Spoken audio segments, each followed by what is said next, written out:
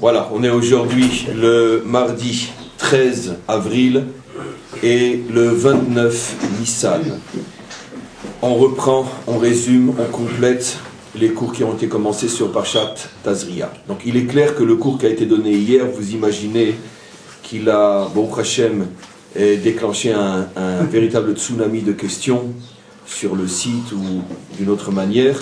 Je tenais à préciser aussi que je remercie personnellement et au nom de tous les élèves, nos nouveaux élèves qui sont de plus en plus nombreux. On est aujourd'hui pratiquement à plus d'une trentaine de personnes qui suivent tous les matins le cours en live. Dans la mesure où la plupart sont des Français, ça veut dire que pour eux il est 7h30 du matin, ce qui est courageux. C'est pas mal. Et donc ça commence même à créer des problèmes technologiques parce que c'est beaucoup de personnes en même temps sur le live, et donc on va être obligé de passer à des serveurs beaucoup plus performants, en espérant que très vite on va arriver à 50, 100 et peut-être des centaines qui se grefferont. Je veux juste annoncer en avant-première que très prochainement nous commencerons aussi un nouveau cours dimanche en fin d'après-midi qui sera essentiellement consacré au live, donc aux questions-réponses avec le RAF, qui permettra à des dizaines, voire des centaines de personnes de se brancher dans le monde entier pour participer à un cours qui sera donné ici. En tous les cas, donc, il y a eu énormément de questions qui ont été posées sur toutes les notions nouvelles et profondes qui ont été exposées hier. Je ne peux pas les reprendre toutes, parce que je les ai plus toutes en tête. Certaines, j'ai déjà répondu par mail à ceux qui les avaient envoyées. Et globalement, je vais en répéter quelques-unes qui sont, à mon avis, très très importantes. L'une des questions qui a été demandée, c'est, puisque les enfants proviennent apparemment d'un tselem, a été posé par un élève ici, apparemment les enfants donc proviennent entre autres aussi du tselem, comme on a défini la notion de tselem hier, d'un même père et d'une même mère.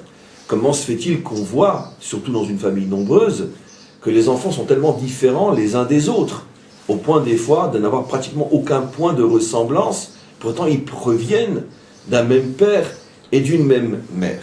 Alors il y a bien sûr deux réponses, ou même plusieurs, mais en tout cas deux évidentes à cette question. D'abord parce que si ils ont le même tselem, ils n'ont pas du tout la même âme, puisque nous avons expliqué que l'âme ne vient pas du tout des parents. Quand je dis pas du tout, je ne veux pas nuancer, mais c'est pas aussi pas du tout que je le dis.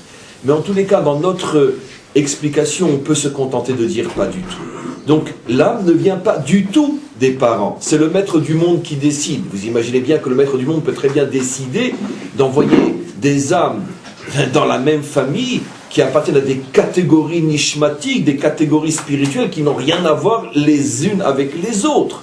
Donc automatiquement, comme l'âme bien évidemment agit et transperce l'écran représenté par le tselem, comme un soleil qui arrive à transpercer par ses rayons forts en plein mois d'août le rideau même sombre et la lumière commence à être vue de l'autre côté, l'âme aussi arrive à opérer une action donc sur ce tselem, et selon l'âme, automatiquement, l'enfant ne sera pas le même. Donc, première raison de différence.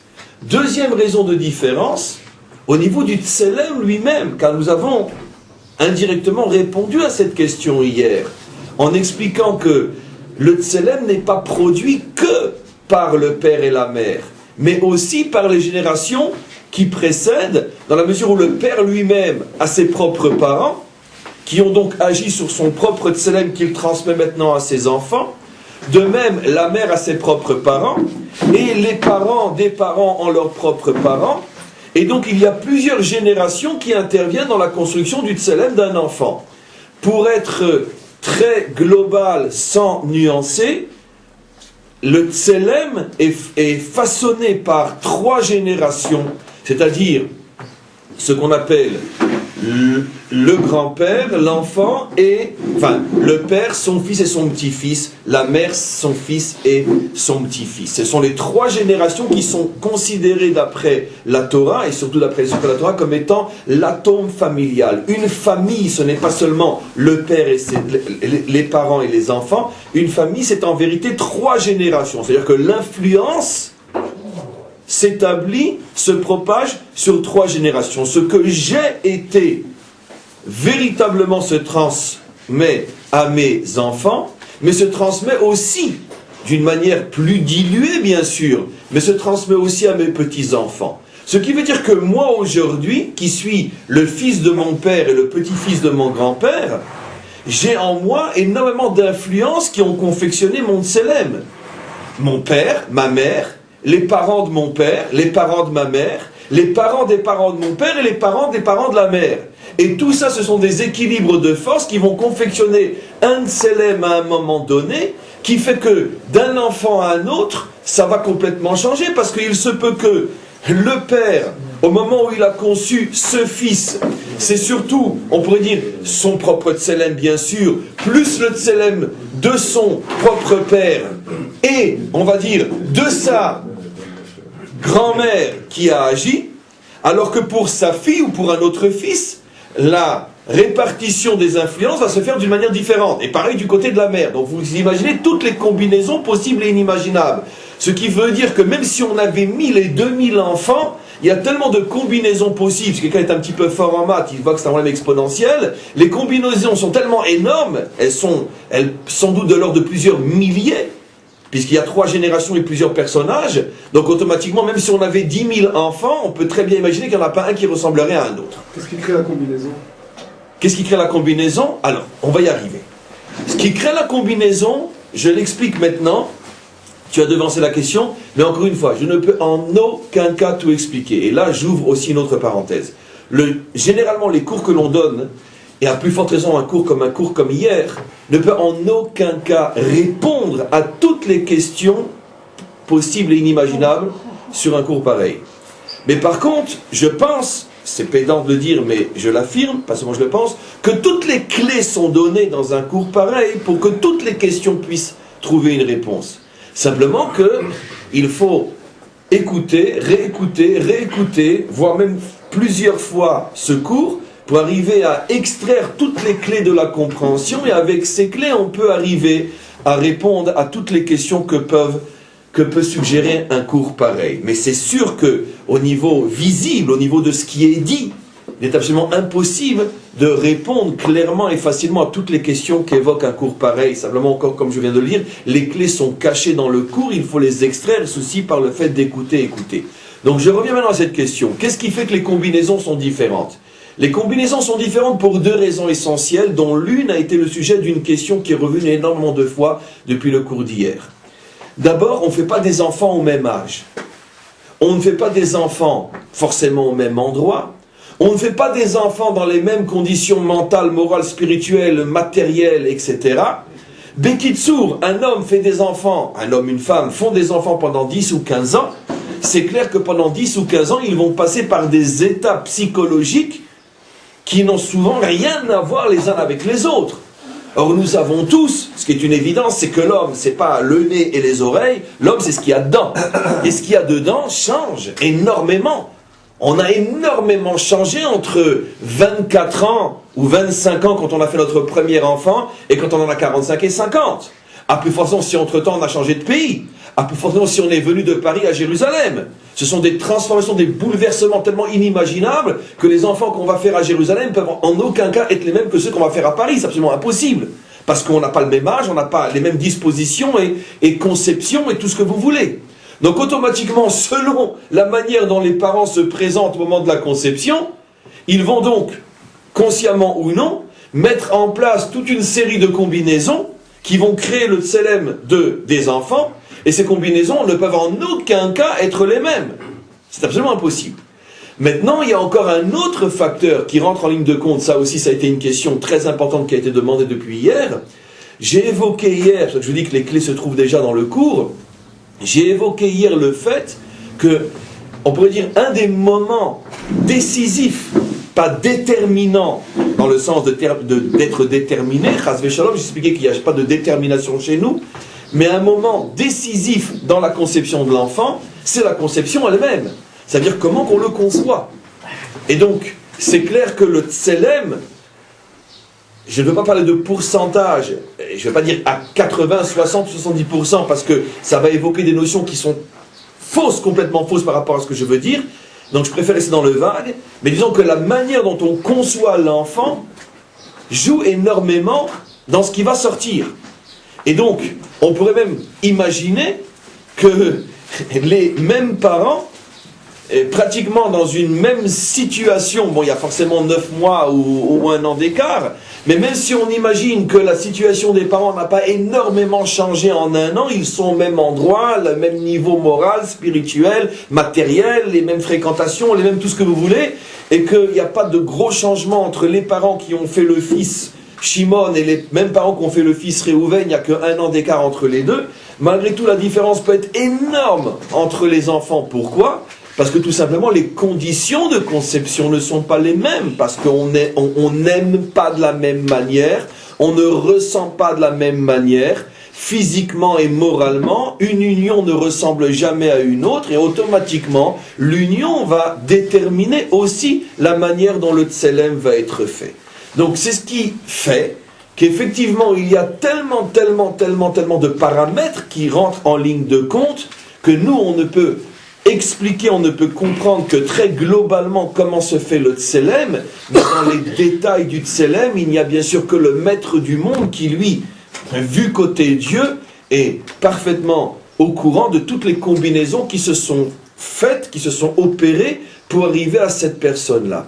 Je tiens à ajouter un point important, c'est que les vrais grands justes, ce qu'on appelle les tzadikim ou les grands maîtres d'Israël, ont aussi cette capacité dans le contact avec autrui de déceler quel est leur tselem et donc de tout de suite, selon la grandeur du maître, en quelques secondes, minutes, heures ou jours, peu importe, être capable de situer clairement la personne qu'ils ont en face d'eux et leur donner ce qu'on appelle le tikkun, ça veut dire les clés qui vont permettre à cette personne, selon le tselem qu'il a, de construire sa vie et réussir dans sa vie. D'où l'importance de s'accrocher à un maître authentique qui va être capable finalement de me tracer le chemin qui me convient. Libre à moi de l'accepter ou non, libre à moi de le comprendre ou non, mais à partir du moment où on a affaire à un maître véritablement authentique, on doit savoir que la grandeur d'un maître, c'est pas sa connaissance uniquement, parce que jamais un maître ne connaîtra autant qu'un ordinateur.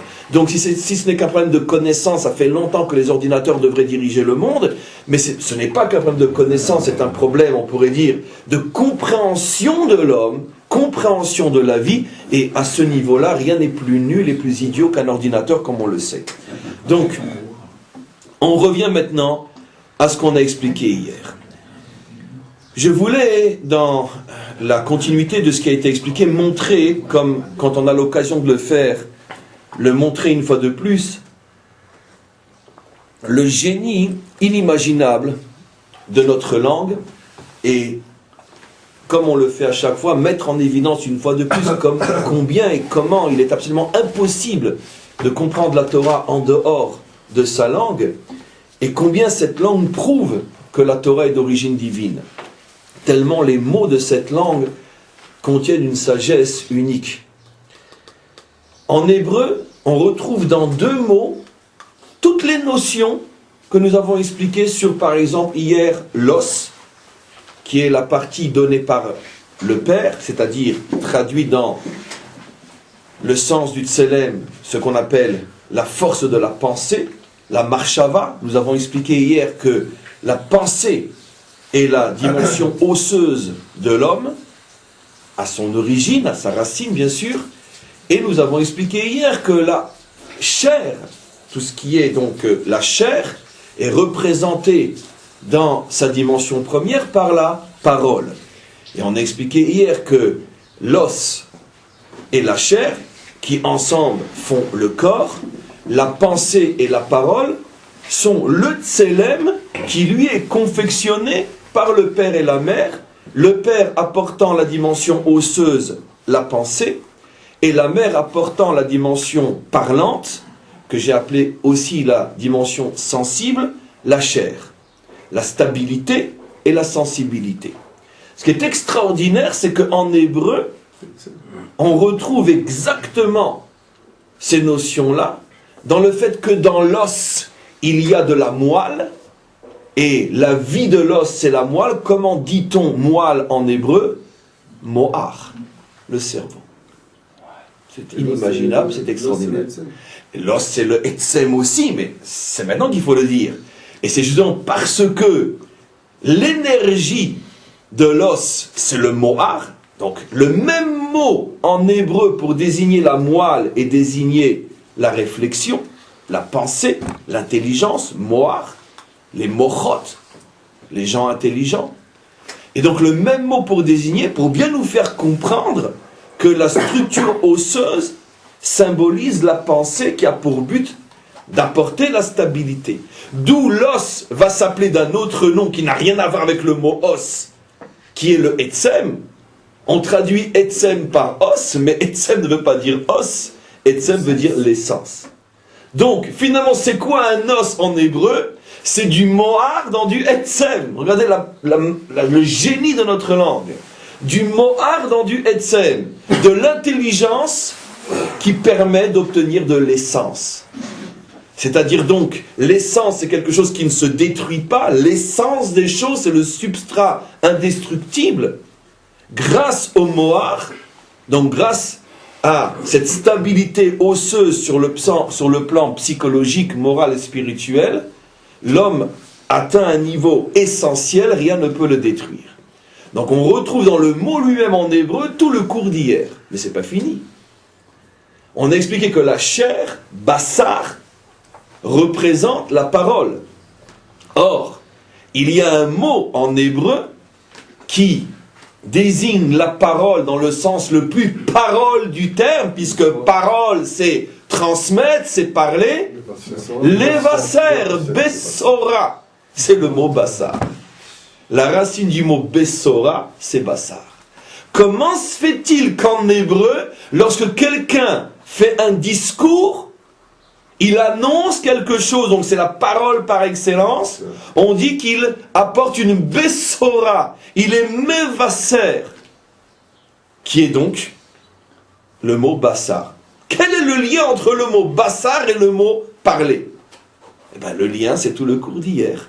Vous voyez comment l'hébreu, en un mot, résume des milliards de notions. C'est pour ça que si on connaissait véritablement l'hébreu, on aurait toutes les clés de la sagesse divine. Donc, quand on veut comprendre la sagesse divine avec d'autres mots qu'en hébreu, c'est comme si on voudrait ouvrir un coffre-fort avec une allumette ou avec ses doigts. C'est absolument impossible. Tu rentres tes doigts dans la serrure, qu'est-ce que tu veux ouvrir? Impossible. C'est pas l'outil approprié. C'est absolument impossible. Donc, ces deux mots, mohar, l'intelligence pour désigner l'os, et bassar, levaser pour désigner la parole, montrent bien qu'effectivement, les deux racines en haut de ce que nous avons dans notre corps, c'est-à-dire l'os et la chair, sont la pensée et la parole. Alors maintenant, on va continuer.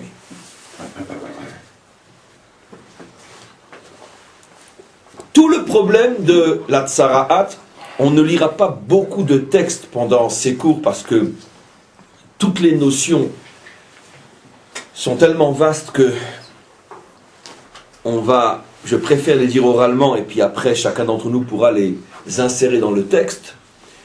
Il y a suffisamment de notions qui vont être dites cette semaine pour qu'après tout peut être compris à la lueur de ces explications quand on va lire cette paracha ou ces deux parachiotes plutôt.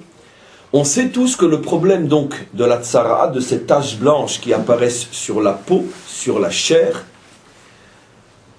sont donc liées à un problème de parole.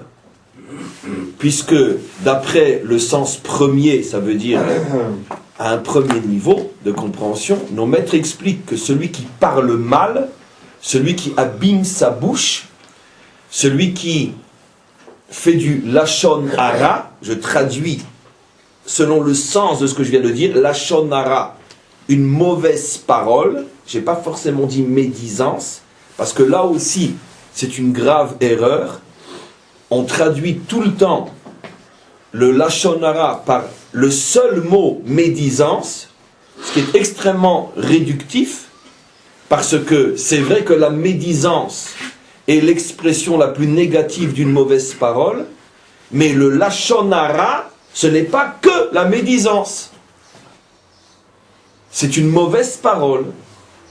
Une mauvaise parole n'est pas forcément adressée à autrui ou à quelqu'un en particulier.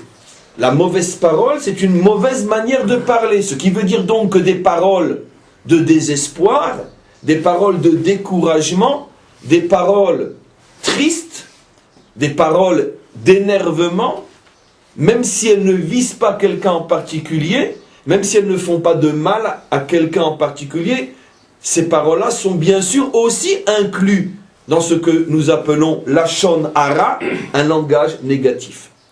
Donc en tous les cas, ce problème traité dans la paracha est lié à une parole négative.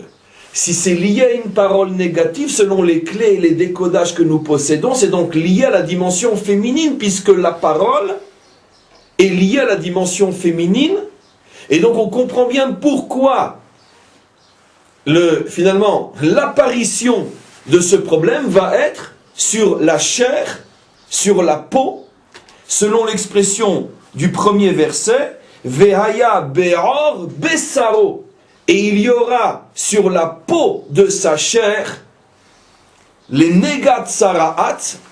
Negat saraat, je traduirai de différentes manières selon le niveau du cours. Nega, on va traduire par tache. Saraat, c'est le mot de la tache. Cette tache, cette décoloration blanche s'appelle tsaraat. On verra plus tard pourquoi. Le mot néga, je traduis d'abord par tache, mais vous savez tous que le mot néga ne veut pas dire tache. Le mot néga veut dire, si déjà en traduction plus vraie, une plaie.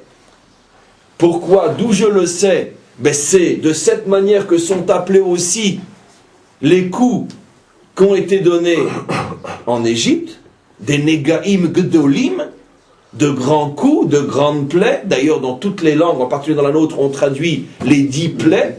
Et c'est marqué là-bas négaïm. Et la première fois qu'on voit le mot néga dans la Torah, c'est effectivement au sujet de Pharaon, lorsqu'il a capturé Sarah, la femme d'Abraham. C'est marqué qu'un ange est venu et l'a frappé de négaïm gdolim. Néga. Donc, dans le mot néga, il n'y a pas seulement un problème de tâche, mais c'est aussi un problème, on peut dire, de coup, de plaie. Maintenant, à l'origine de l'origine, le mot néga ne veut dire ni tâche, ni plaie. Le mot néga vient d'une racine, qui veut dire quoi? Lingoa, toucher. C'est un attouchement, c'est toucher. La racine du mot néga veut dire negia, nogea, qui veut dire toucher. Et donc, si je cherche à comprendre véritablement la signification de cette marque, je dois remonter à l'origine réelle du mot, parce que l'origine réelle du mot va me donner une indication, va me donner une clé inimaginable qui va me permettre de rentrer dans le palais de la sagesse divine. Si je traduis tâche, je suis très très loin même d'entrevoir le palais. Si je traduis par plaie, je devine le palais, mais j'ai aucune clé pour en ouvrir la porte. Si je traduis néga par toucher, ce qui est la véritable traduction, j'ai la clé. Où est le palais maintenant? J'ai une clé, mais j'ai besoin de trouver le palais. Alors, qui a la clé mérite de savoir où est le palais. Et le palais va être ouvert avec cette clé-là. À quel endroit? Eh bien, tout au début de la Torah, Parshat Bereshit, on ne va pas lire le verset car tout le monde le connaît, et c'est lié, ça ne pouvait pas être autrement, à Chava, la femme, la dimension féminine, qui va faire une faute avec sa bouche, qui va mal parler. Et elle va mal parler, ça va se résumer à un mot de trop qu'elle va dire et qu'elle n'aurait pas dû dire. Je résume. Quand le Nachash lui dit « Mais enfin, qu'est-ce qui se passe? Pourquoi vous ne mangez pas? C'est l'arbre le plus beau de tous. » D'accord? Comme on dit, remuer la plaie dans le couteau. Qu'est-ce qu'elle dit, elle? Le couteau dans la plaie. Qu'est-ce qu'elle dit, elle? Elle dit non, parce que le maître du monde nous autorise à manger de tous les arbres de ce jardin, sauf de celui-là, que nous n'avons ni le droit de manger, ni le droit de toucher. Elle rajoute le mot toucher, néga. Tous les commentaires remarquent, mais attends, on t'a jamais interdit de toucher, on ne t'a interdit que de manger. Pourquoi tu rajoutes le mot toucher? La réponse simple, mais qui cache, comme toujours, le cheveu qui cache l'Himalaya. Quel est le cheveu? C'est de dire que Adam lui avait dit qu'il ne fallait pas non plus toucher, de peur que si tu en arrives à toucher, tu vas arriver à le sentir, et puis etc. Tu vas arriver à le manger. C'est une barrière bien connue, de peur de, alors éloigne-toi. Mais le problème est, je veux dire toujours au niveau du cheveu, c'est qu'elle pensait que l'interdiction de toucher faisait partie intégrante de l'interdiction divine. Elle ne savait pas que la véritable interdiction c'était uniquement de manger, mais que toucher n'était qu'une barrière. Et elle pensait que les deux interdictions étaient au même niveau, et de là est venue la faute, selon le langage codé et métaphorique des maîtres. Le Nachash l'a poussée sur l'arbre, elle a touché l'arbre, et le Nachash lui a dit, tu vois, tu n'es pas morte. Et de la même manière que tu n'es pas morte en touchant, tu ne mourras pas en mangeant. Donc c'est le fait qu'elle a rajouté qui a été la peau de banane sur laquelle elle a glissé et mangé. Donc finalement, toute la faute se résume à un mot qui veut dire toucher, et qui est exactement le mot ici qui est utilisé pour désigner cette manifestation qui apparaît sur la chair. N'oublions pas que la chair représente la parole, et n'oublions pas que tout ce texte-là, effectivement, est expliqué par nos maîtres comme étant la conséquence de mauvaises paroles. Ce qui veut dire que la mauvaise parole est née avec une femme, Chava, la dimension féminine, qui effectivement a mal parlé. Mais qu'est-ce que signifie qu'elle a mal parlé? Pour expliquer, je vais faire un détour et comprenez-moi bien. Il y a, au niveau de la dimension féminine, quand je parle de la femme, encore une fois, je vous en supplie, n'imaginez pas la femme physique. Nous sommes tous des femmes physiques, et toutes les femmes physiques, et nous sommes tous des femmes, pardon, au niveau de la dimension, et toutes les femmes physiques sont aussi des hommes au niveau de la dimension. Je parle de dimension féminine et masculine qui se retrouvent dans chaque être. Chaque homme a en lui de la dimension féminine, et chaque femme a en elle la dimension masculine. On ne parle pas que du problème physique, bien évidemment. Et donc, Chava représente avant tout la dimension féminine, avant de représenter le corps féminin. Maintenant, la dimension féminine, elle, il y a un paradoxe énorme dans cette dimension. C'est que d'un côté, comme je vais vous le prouver, elle est le symbole de la délivrance, et d'un autre côté, elle est aussi le symbole de l'enfermement, de l'emprisonnement. Je vais d'abord expliquer le positif. D'où sait-on que la dimension féminine représente dans la Torah d'Israël une notion de délivrance, de perfectionnement? D'abord, au tout début de la Torah, il est dit au sujet de l'homme qui là incarne la dimension masculine, Lo tov heyot hadam levado heeselo hezer kenegdo. Il n'est pas tov, il n'est pas bon, il n'est pas bien que l'homme soit seul, mettons une femme à ses côtés. Donc l'homme sans femme se trouve dans une situation de lo tov, d'imperfection, de manque. Qu'est-ce qui va compléter, qu'est-ce qui va parachever, parfaire ce manque? C'est la dimension féminine. Donc la dimension féminine vient apporter ce plus qui manque à la dimension masculine. Donc la dimension féminine ici est décrite dans la Torah comme étant une dimension de salut. Elle est salutaire, elle vient aider. Mais si on creuse un peu plus, selon nos maîtres, on sait que le mot tov signifie lumière, parce que la première fois que le mot tov est utilisé dans la Torah, c'est au sujet de la création de la lumière. Et donc nos maîtres traduisent lo tov veyot adam levado, l'homme est dans l'obscurité tant qu'il n'est pas marié. Traduit en termes plus philosophiques, la dimension masculine est obscurité, et seule la dimension féminine apporte la lumière à cette obscurité. Or l'obscurité est le symbole même de l'enfermement, de l'emprisonnement. La lumière est symbole de vie, de libération. Donc on voit que la dimension féminine vient libérer. Allons plus loin. Nos maîtres ne disent-ils pas que toute délivrance est par le mérite des femmes? Nous sommes sortis d'Égypte par le mérite des femmes vertueuses, et nous sortirons du dernier exil par le mérite des femmes vertueuses. Quel est le décodage? La dimension féminine libère. Mais si vous me demandez, mais pourquoi la dimension féminine libère? Mais c'est facile à comprendre.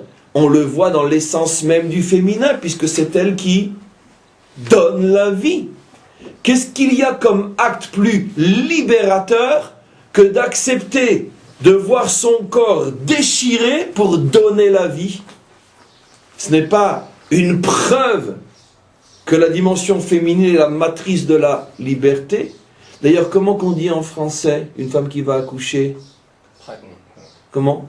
Ben, on ne dit pas bonne délivrance? Bien sûr. On dit bonne délivrance. Bien sûr. C'est le même mot. Parce que c'est une délivrance pour une femme d'accoucher. L'enfant dans son ventre n'est-il pas d'une certaine manière enfermé, emprisonné dans un petit cachot où il fait peut-être bon vivre, mais ça reste une petite boîte. Et qu'est-ce que c'est la naissance? Qu'est-ce que c'est l'accouchement? Ben, c'est une déchirure qui permet de donner la vie. Donc la femme dans sa structure profonde est la matrice de la délivrance. On pourrait expliquer beaucoup plus, mais je ne donne qu'une clé, je ne peux pas ouvrir toutes les portes. Maintenant, ça c'est la dimension libératrice qu'il y a dans la femme. Mais d'un autre côté, la femme est aussi le symbole de l'enfermement et de l'emprisonnement. Rappelez-vous le premier cours de la semaine, puisque l'âme, avant de descendre dans le corps, appartient à la dimension 8. Elle vit dans la clarté totale, elle vit dans la lumière totale. Et au moment où cette âme-là est prise de force pour descendre dans le corps de la femme, à ce moment-là, qu'est-ce qui se passe? Eh bien, le corps de la femme fait perdre à l'âme la dimension 8 pour la faire rentrer dans la dimension 7. Toute la clarté que cette âme avait, elle la perd dès qu'elle rentre dans le ventre de la femme. Et c'est pour ça que la femme est tméa, c'est tout le premier cours de la semaine.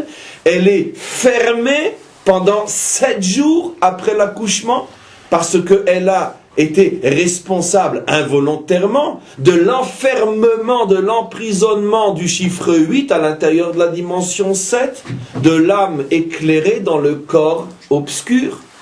Donc il y a une sorte de paradoxe au niveau féminin. Est-ce que le féminin est libérateur ou est-ce que le féminin est emprisonnateur? Tout le monde sait qu'en vérité les deux sont vrais, les exemples sont infinis.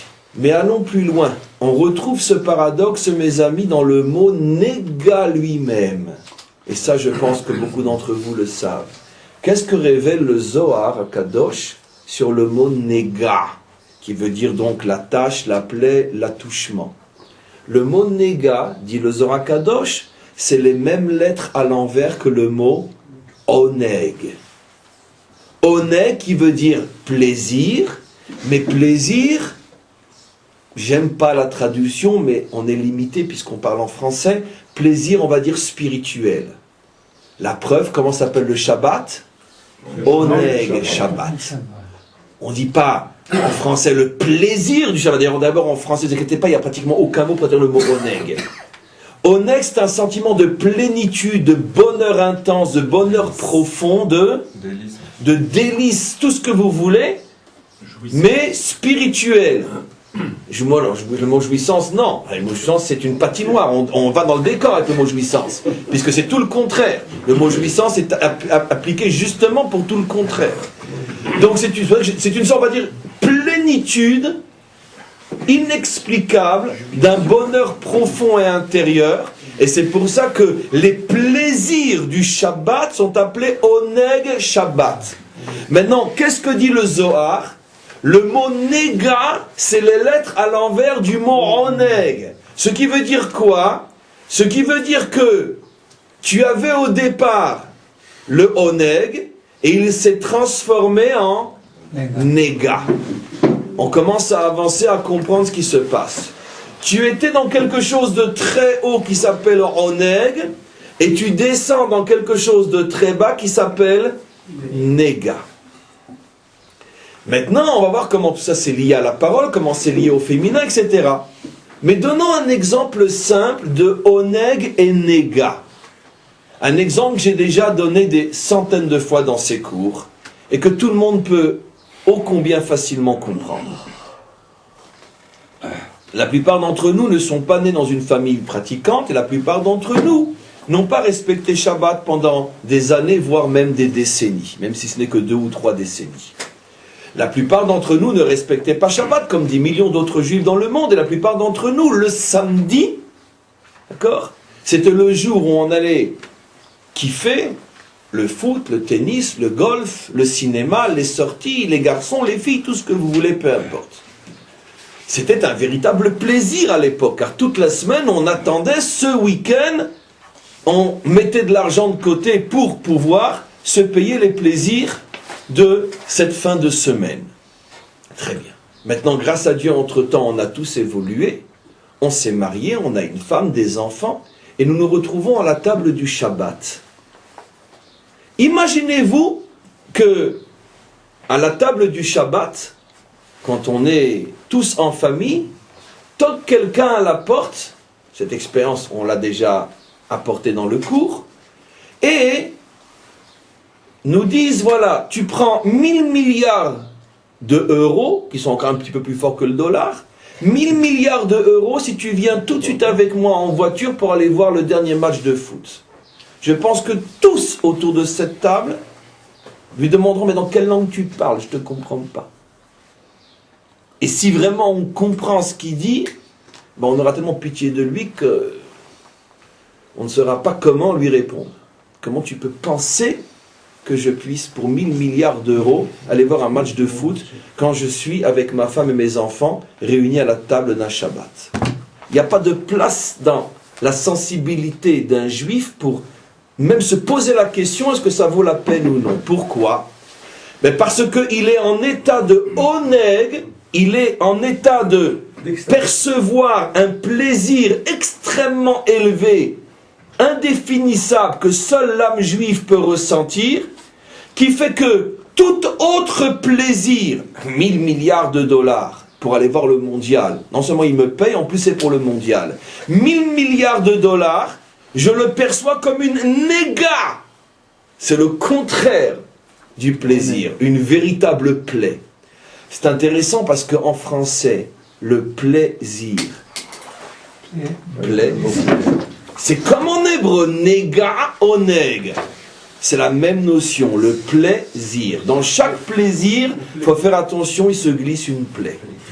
Et donc, pour un juif qui est à la table du Shabbat, qui est en train de ressentir le oneg, lui parler d'un match de foot, c'est lui parler d'une négra. Tu veux quoi? Tu veux transformer ce bonheur réel en plaisir? C'est absolument impossible. Et donc, qu'est-ce que c'est finalement le néga? C'est la chute, la transformation, la mutation de quelque chose de très très haut qui est tombé vers le bas, qui est toujours, on pourrait dire, dans la même catégorie, c'est les mêmes lettres. Oneg, néga, c'est les mêmes lettres. Mais avant, quand c'était oneg, c'était très haut, et maintenant c'est tombé très bas.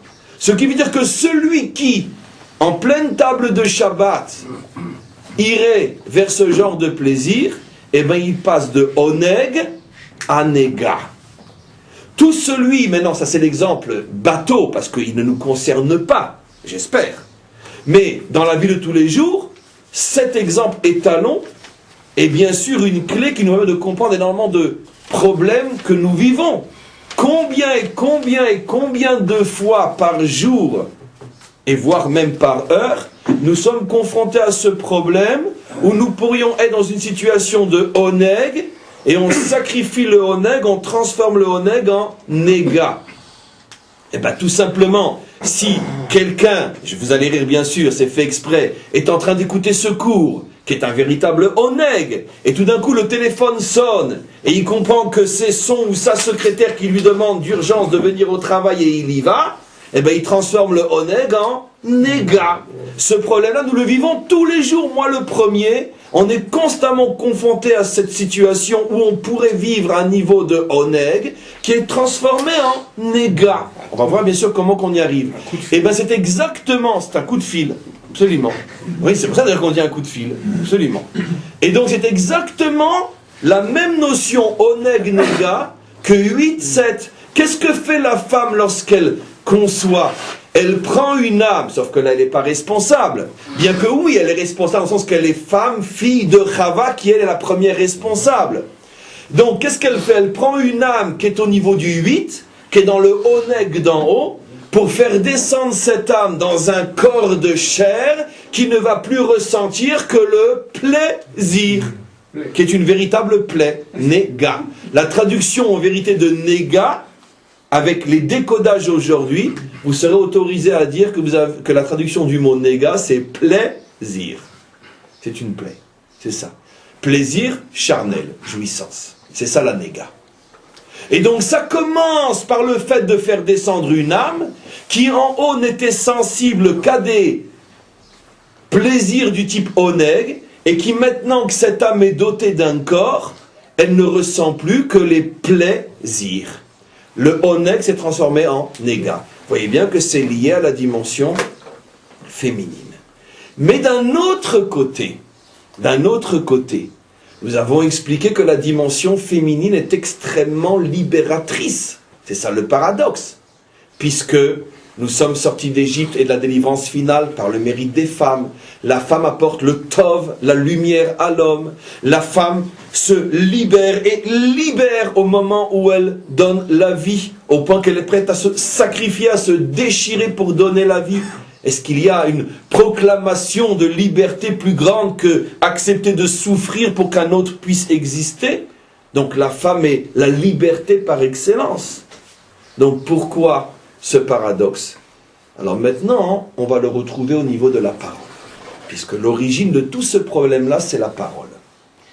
La parole fonctionne exactement comme la femme. Elle est soit source de libération, soit source d'enfermement. La parole, dans son essence positive, est libération. Puisque c'est quoi parler? Mais c'est s'exprimer. Et donc, automatiquement, se libérer. Toute la psychologie moderne est fondée sur cette notion de base que tous les problèmes d'un homme viennent de son enfermement intérieur, qui porte un mot, un refoulement. Les pensées non dites, les expériences non exprimées. Donc on fait parler quelqu'un, parce que comme ça on le libère. D'ailleurs, comment qu'on dit en français quand quelqu'un a du mal à parler? Qu'est-ce qu'on lui dit? Mais accouche! Regardez, accouche, crache le morceau si on n'a pas fait d'études, et accouche si on en a fait. Donc, mais non. Et donc, accouche! On dit à quelqu'un, accouche donc, crache le morceau. C'est sûr, accouche. C'est intéressant, les mêmes notions. Une femme se délivre, bonne délivrance. On n'arrive pas à parler, on dit à quelqu'un, mais accouche donc. Pourquoi? Mais parce que c'est sortir une parole, c'est une véritable délivrance, c'est une véritable libération. Et on le sait tous. Ce qui se vit bien s'exprime bien. La plupart des problèmes qu'on a viennent d'un problème de communication, de tikchoret dans un couple. 99% des problèmes viennent de quoi? D'un manque ou d'une mauvaise communication. Donc, c'est pas la peine. Tout le monde a compris que la parole, dans son essence, est libératrice. C'est tellement fort, mes amis, que vous savez ce que dit le Zohar HaKadosh pour décrire d'une manière extrêmement codée la situation du peuple juif en exil. Ils disent, en Égypte, la parole était en exil. Adibur haya begalut. Qu'est-ce que ça veut dire que la parole était en exil? Pourquoi choisir cette image pour décrire la situation d'un peuple en exil? La parole était en exil. Parce que l'exil commence par le fait que tu n'arrives pas à parler. Alors on est encore très loin de l'exil réel en Égypte. Mais par le fait que tu n'arrives pas à parler, tu n'arrives pas à t'exprimer, commence l'exil. L'exil intérieur qui après se traduit par un exil extérieur. Donc, parler, c'est véritablement accoucher. C'est véritablement faire naître quelque chose. Chaque parole est d'une certaine manière un enfant.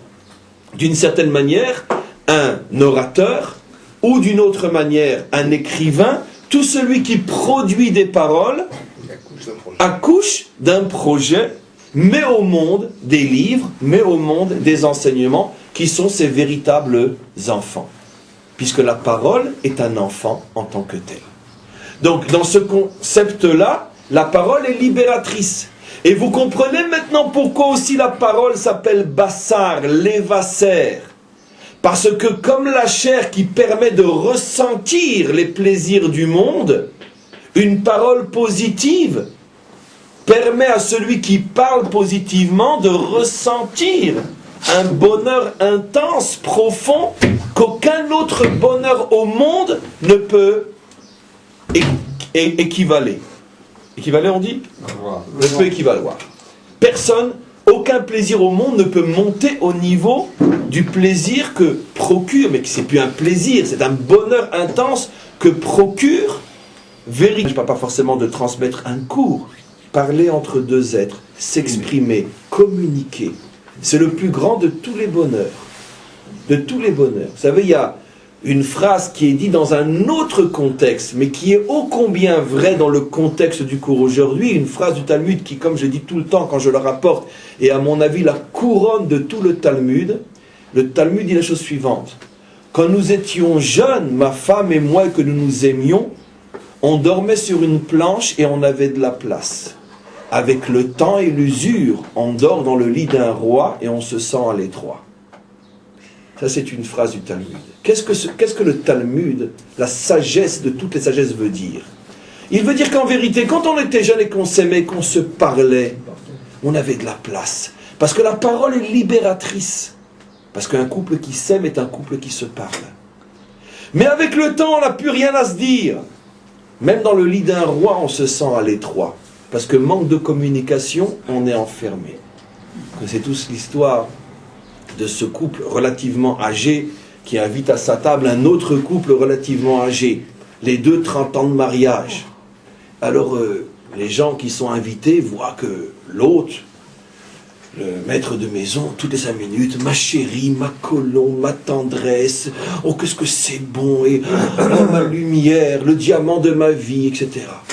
Ils sont comme ça, 30 ans de mariage, comment qu'il parle à sa femme, c'est absolument incroyable.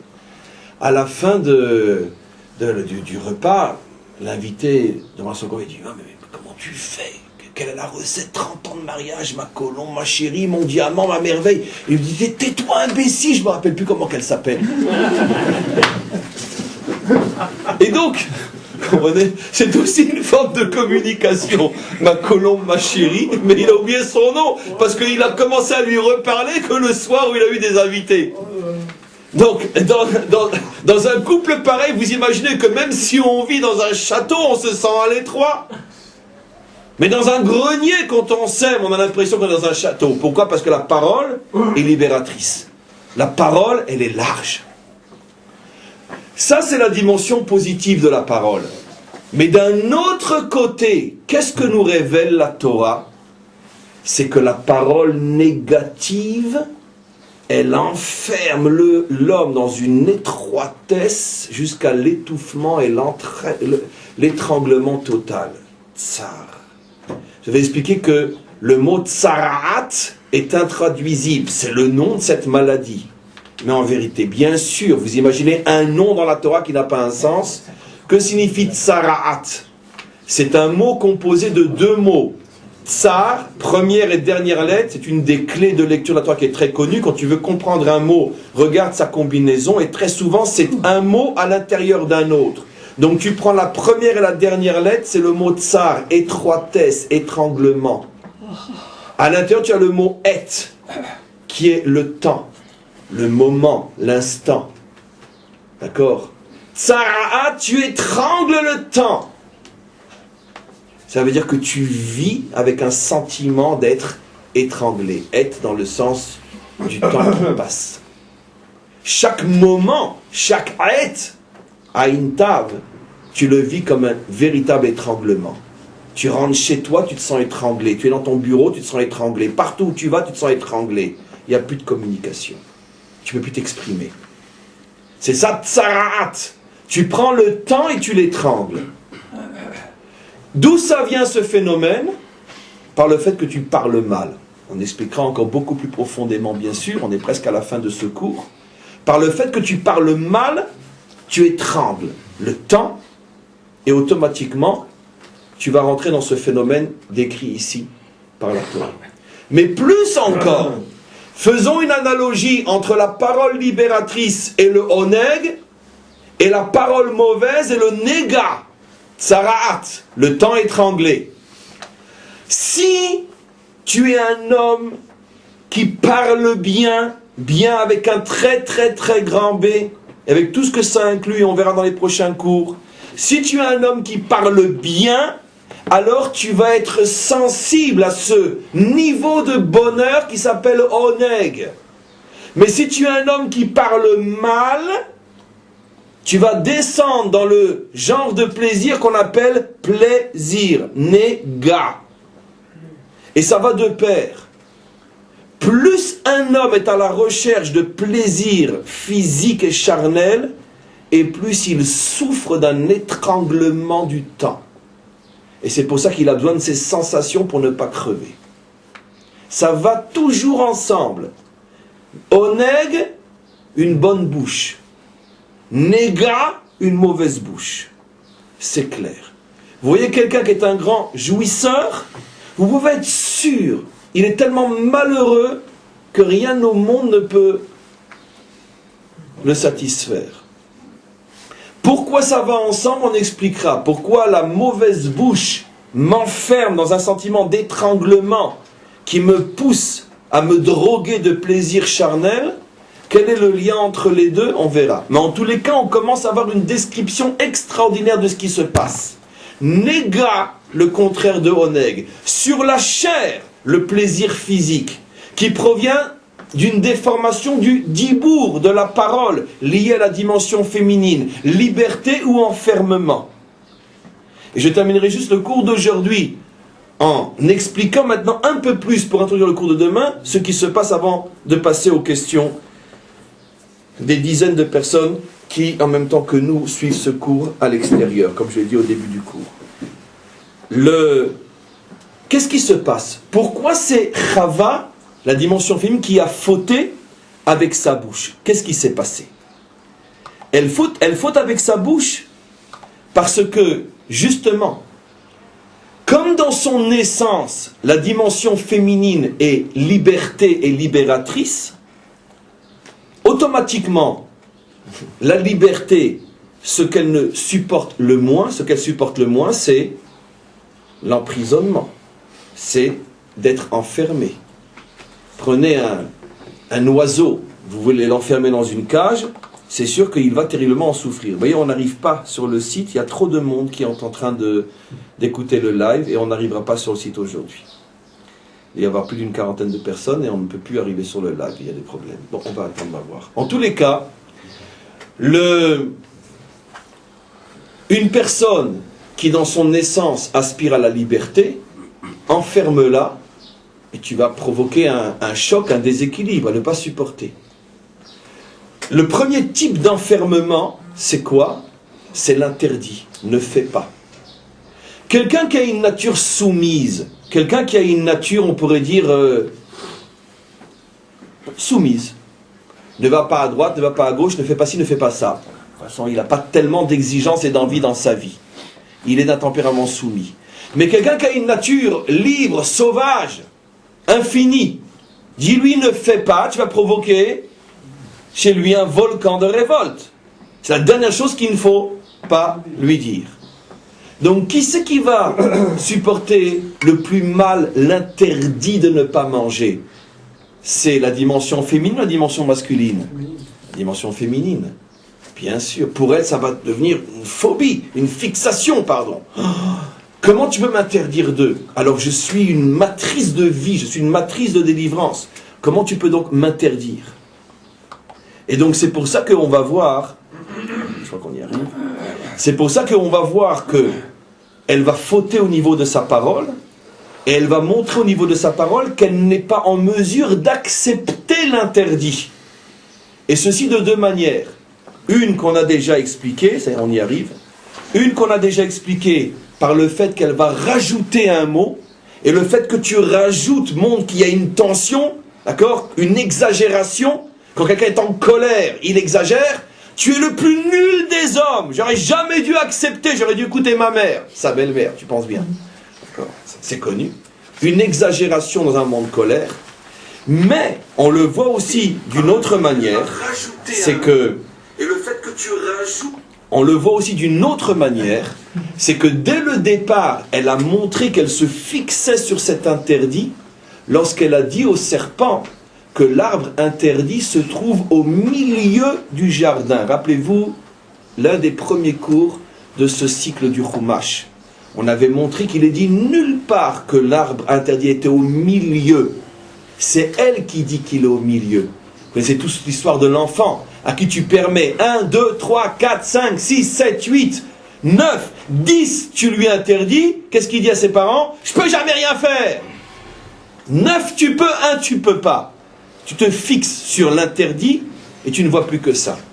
Elle peut manger de tous les arbres. Un est interdit, elle le voit au milieu. C'est son problème. Elle se concentre et se centralise sur l'interdit. Donc on voit qu'elle ne supporte pas l'interdit parce qu'elle est liberté. Elle en fait une fixation. Et donc automatiquement elle voit l'interdit au milieu. Elle va rajouter qui montre de la colère. Elle va commencer à fauter avec sa bouche et c'est comme ça qu'il va y avoir la dégringolade. Et toutes ces notions on les reprend demain. Alors maintenant, les questions. Alors on a une question qui est: les jumeaux sont conçus au même moment. Alors, ont-ils le même tselem? Je pense que la réponse est dans la question. Les vrais jumeaux ont pratiquement le même tselem. Nous savons tous qu'un jumeau vit à Chicago et l'autre vit à Paris ou à Jérusalem. Quand un tombe, l'autre a mal à la jambe. Les vrais jumeaux ont effectivement un tselem très très proche. C'est pas seulement une ressemblance physique, mais c'est parce que c'est d'abord une ressemblance au niveau du tselem. Et effectivement, ils se ressemblent énormément. Maintenant, si on peut trouver des jumeaux qui ne se ressemblent pas 100%, c'est parce que dans la relation, il y a aussi énormément de mélanges. Je vais le dire très brièvement car il y a beaucoup de questions aujourd'hui. Il y a des mélanges, on ne sait pas exactement quelle partie va prendre le dessus à tel moment. Il y a le mélange que je t'aime et je pense à toi, mais il y a aussi le mélange de je m'aime et fais-moi plaisir. Donc en vérité, c'est pour toi ou c'est pour moi? Et comme dans toute relation, il y a toujours pour toi et pour moi, et à cette seconde précis, je pense à toi, et à cette seconde précis, je ne pense qu'à moi, automatiquement, la relation fait que quantité d'énergie positive et négative sont mises en place à ce moment-là, et donc ce qui va sortir de cette complexité peut donner une partie de la semence telle chose, et une autre partie de la semence une autre chose, pour être suffisamment clair et bref par rapport à cette question. Qu'est-ce que ça nous apporte de décortiquer les secrets de notre génétique spirituelle et de savoir qui nous a influencés? Ça ne change rien pour nous. Vous auriez dû dire ça ne change rien pour vous, mais pour nous, oui. Nous sommes le résultat de ce que le maître du monde voulait que nous soyons, et nous devons utiliser au mieux les cartes bonnes ou mauvaises que nous avons reçues à notre naissance. Alors, la question évidemment qu'elle est importante, malgré la remarque on pourrait dire piquante que j'ai fait au passage, parce que je voulais signifier que on doit toujours faire attention de ne pas inclure le monde entier dans les problèmes que nous avons. Donc, je réponds malgré tout à la question parce que la question est oui, importante.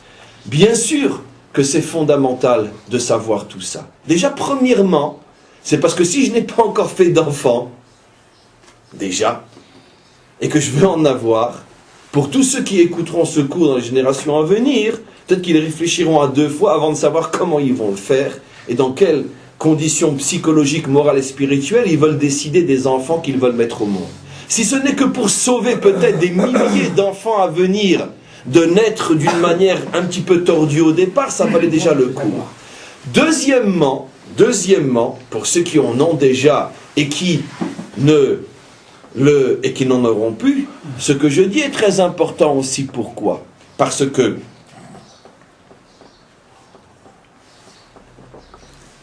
de prendre conscience et ça, la réponse que je vais donner est une réponse globale, de prendre conscience que les problèmes que nous avons dans une vie ne commencent pas et ne s'arrêtent pas à nous, mais que nous faisons partie d'un ensemble qui nous dépasse. Ça nous permet aussi d'approcher nos problèmes avec une joie et un optimisme beaucoup plus grand que ce que nous avons généralement. Et j'explique. Le plus grand défaut de quelqu'un qui veut réussir dans l'existence et qui a des problèmes, c'est le défaut de la culpabilisation qui fait souvent que je me dis je suis un nul, je suis un raté, je suis un tordu, d'où je viens, qu'est-ce que j'ai pas fait, j'y arriverai pas, j'ai que des échecs. Et finalement, à force de constater qu'on est un nul, ce qui est véritablement le cas de chacun d'entre nous, on se donne bonne conscience en se disant que finalement, on n'y arrivera jamais, et on reste petit.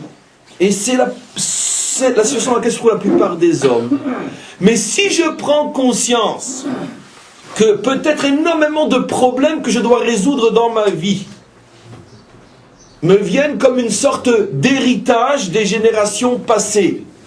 Donc déjà, je ne me regarde plus comme un pauvre type.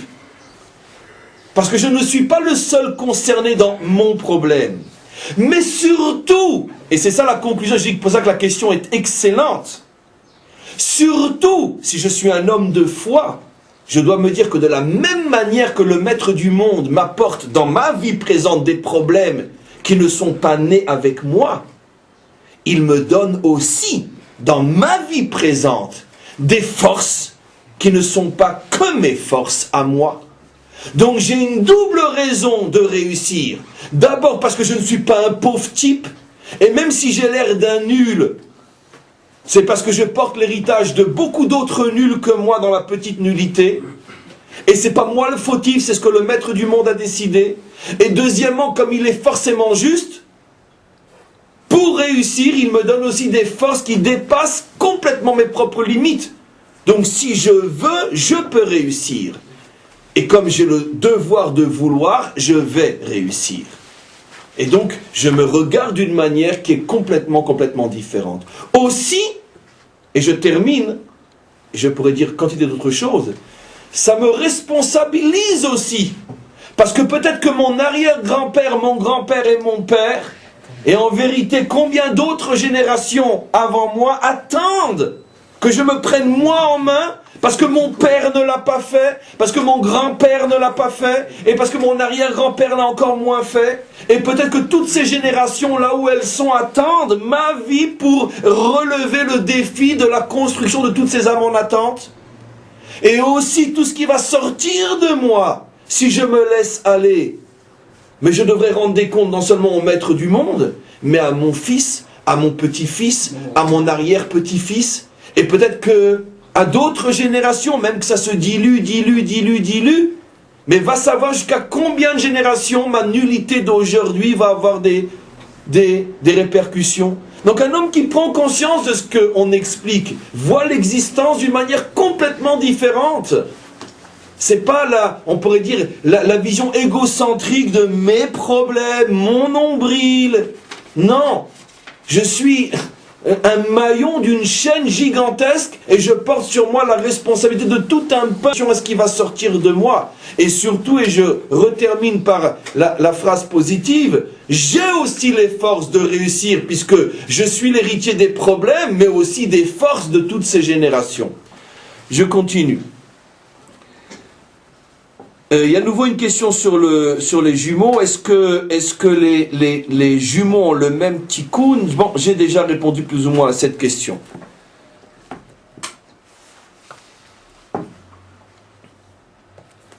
Alors, quand on parle de la parole qui est une délivrance, est-ce qu'il s'agit d'une parole écrite ou d'une parole orale?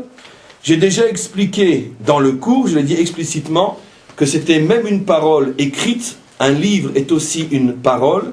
C'est même une parole internet, toute forme d'expression, donc aussi la musique, donc aussi l'art, toute forme d'expression s'appelle une parole, c'est-à-dire donc s'exprimer. Tu peux parler avec un tableau, tu peux parler avec une musique, tu peux parler avec un livre, tu peux parler avec un mot, tu peux parler avec une conférence, tu peux parler avec un cours.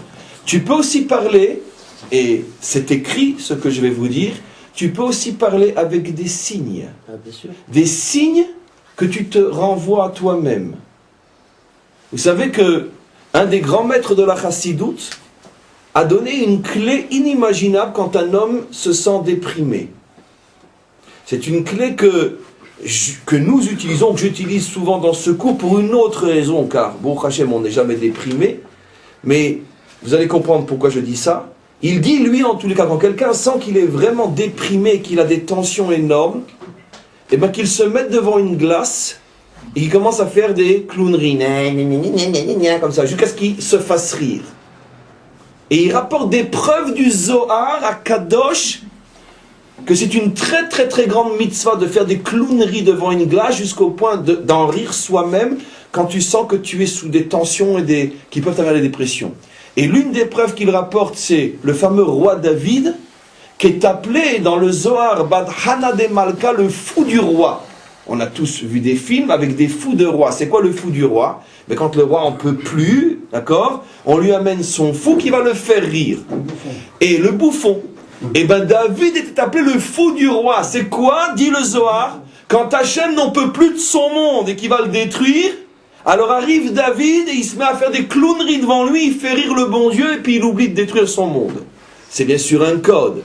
Mais vous voyez que même le bon Dieu a besoin de clowneries pour rire. Et donc on ne peut pas porter une preuve plus grande que celle-là. Même le bon Dieu demande qu'on le fasse rire. Et donc c'est aussi une forme d'expression, d'arriver à se faire rire. Pourquoi c'est une expression? Puisque tu t'es libéré d'une dépression. C'est donc une libération, puisqu'on expliquait que l'expression, puisqu'elle te libère. Dans les cours aussi, j'utilise souvent cette méthode.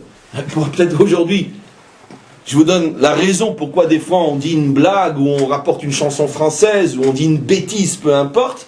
Parce que quand je sens qu'il y a des tensions énormes dans le cours, pour X raisons, peu importe, la seule possibilité pour décoincer, c'est justement la blague, l'idiotie, la bêtise qui détend les tensions et qui permet de continuer.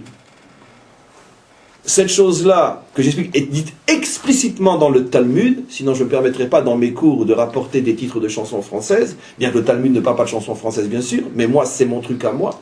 Le Talmud dit que les maîtres d'Israël ne commençaient jamais un cours, qu'à dirait que chez eux les tensions arrivaient dès le début du cours, avant de raconter une blague et de faire rire leurs élèves. Ouais. Qu'on ne s'amuse pas, Stam, dans un cours Torah, à faire des choses si je n'ai pas une référence claire dans la Torah. Et donc les maîtres d'Israël faisaient rire leurs élèves, et seulement après ils commençaient le cours. Pourquoi? Parce que les maîtres d'Israël allaient révéler des choses tellement fortes, que ça crée des tensions tellement grandes, ils sentaient que c'est explosif, et donc allez, une blague, quand tout le monde était détendu, et surtout que les anges accusateurs voyaient l'idiotie de ce genre de cours, ils allaient chercher ailleurs. Et comme ça, après le maître était tranquille, tu penses bien. On a parlé de paroles et paroles et paroles, et je dois parler d'Alida en plein cours de Torah. Vous comprenez? Un ange, il entend ça, il dit c'est pas possible, c'est pas un rabbin celui-là. Et donc il s'en va, il nous fout la paix. Et on peut débuter notre cours pendant qu'il va chercher des rabbins ailleurs. Bon. Donc bien sûr qu'on a besoin de paroles et paroles et paroles, et surtout dans un cours qui parle de la parole. Que c'est une manière donc de décoincer l'atmosphère. Donc une dernière question, il est très tard et on arrête. Mauvaise bouche, c'est donc aussi ne pas manger correctement. Bien sûr, c'est lié. La mauvaise bouche, c'est pas seulement ce qui sort de la bouche, comme il disait, ce n'est pas ce qui rentre dans la bouche, mais c'est ce qui en sort. C'est vrai que c'est ce qui sort de la bouche, c'est tous les cours de cette semaine, mais c'est aussi ce qui rentre, contrairement à l'affirmation que ce n'est pas ce qui rentre dans la bouche, mais c'est ce qui sort, et c'est bien sûr la réponse en beauté, la raison pour laquelle la paracha qui parle de ce qui sort de la bouche, et juste après la paracha qui parle d'abord de ce qui rentre dans la bouche. La Torah elle-même prouve que cette phrase qui dit ce n'est pas ce qui rentre qui compte, mais ce qui sort, est une aberration totale et une négation absolue de la Torah, qui justement a juxtaposé ces deux sujets, l'un après l'autre, D'abord les lois sur la cacheroute et après les lois sur la parole. Parce que tu ne peux faire sortir de ta bouche que ce que d'abord est rentré. Et si donc tu manges du cochon, automatiquement c'est sûr que tu parleras comme un cochon. Ça c'est absolument sûr. Et donc on peut s'arrêter pour aujourd'hui et on reprend bien sûr le cours là demain Bezrat Hashem. Parfois Noga, Noga, non? Parfois. Il y a un rapport avec Noga. Noga c'est encore un petit peu autre chose.